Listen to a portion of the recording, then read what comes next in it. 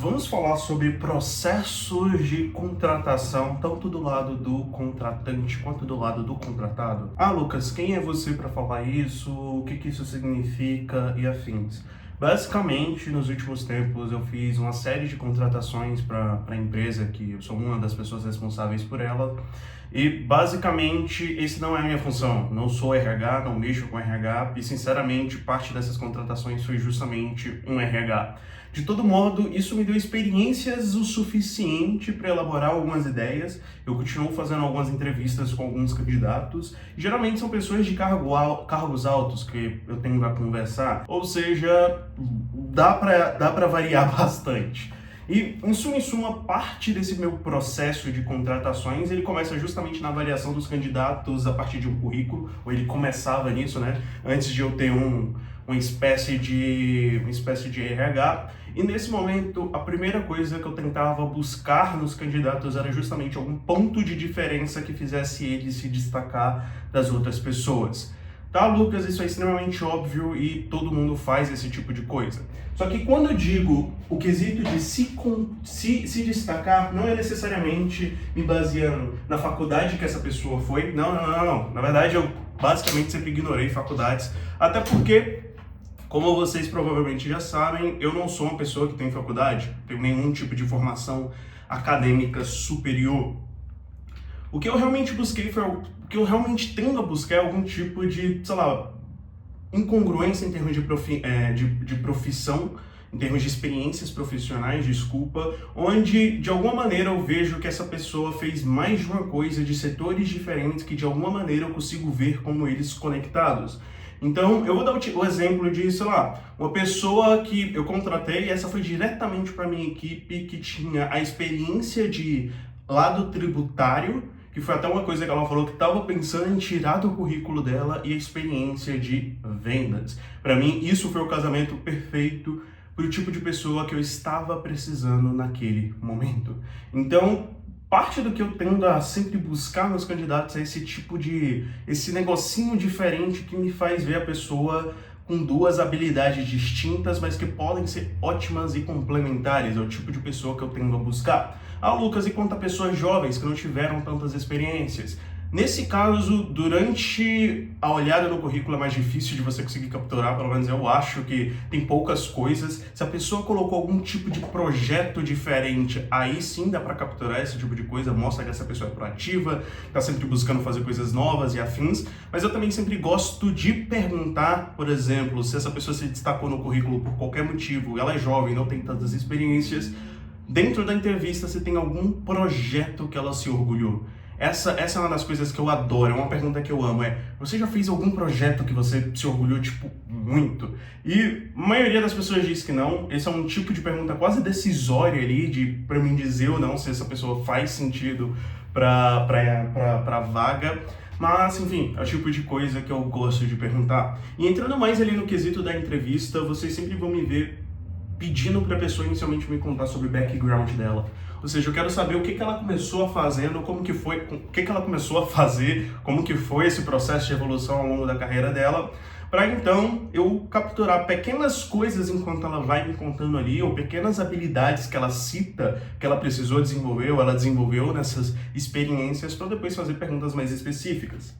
E no meio disso tudo, eu sempre gosto de jogar uma pergunta aleatória, que não é tão aleatória assim, que é se todas as profissões no mundo desaparecessem hoje e só restassem enfermeiro, cartógrafo e detetive, qual das três você escolheria?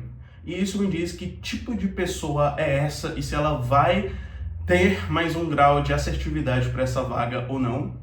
Inclusive, deixem nos comentários qual dessas três profissões vocês escolheriam. Depois, em outro vídeo, eu explico qual que é a lógica por trás disso. Sempre pergunto por que que ela escolheu isso e sigam a entrevista. A ideia é realmente sempre ser uma espécie de conversa em que eu vou escutar a pessoa e sentir ou não o prazer de conversar com ela.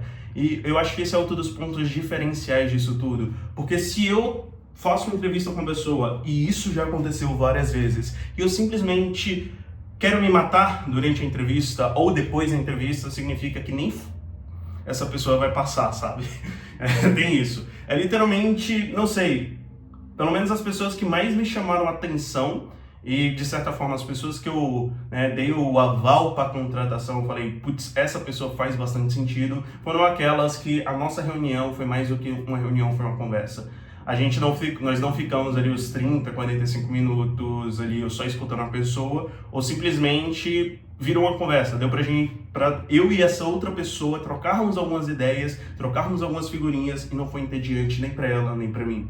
Esse é o outro ponto de diferencial. E, sendo bem sincero, eu acho que muita coisa sobre